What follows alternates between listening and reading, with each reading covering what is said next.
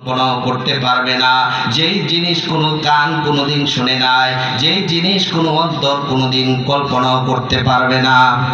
আল্লাহ পাক রব্বুল আলামিন জানায় দেন, ও মুসলমান, জান্নাতের মধ্যে এত নাজ নেয়ামত রেখেছেন, কোনোদিন মানুষ গণনা করে শেষ করতে পারবে না। আল্লাহু আকবার বলেন, আরো চিল্লায় বলেন আল্লাহু আকবার।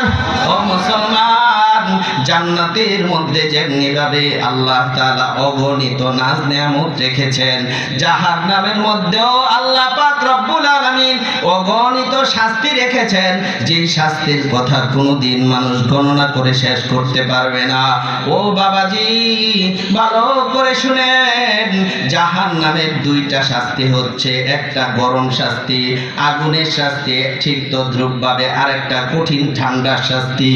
আল্লাহু আকবার বলেন।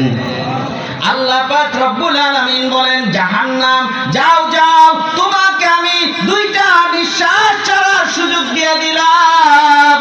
বিশ্বনবী ডাক দিয়া বলেন, ও মায়ার নবীর উম্মতেরা, জাহান্নাম যখন গরম নিঃশ্বাস ছাড়ে তখন গরম হয়। গরমটা আমার আল্লাহ পাক রব্বুল আলামিন কোন জায়গায় কতটুক দিবেন ভাগ করে দিয়ে দেন। আল্লাহু আকবার বলেন, আরো চিল্লায় বলেন আল্লাহু আকবার।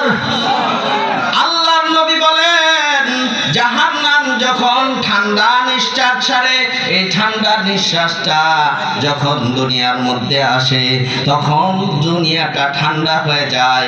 আমার আল্লাহ যতটুক ঠান্ডা যে এলাকার জন্য দরকার ততটুক দান করেন। সুবহানাল্লাহ বলেন।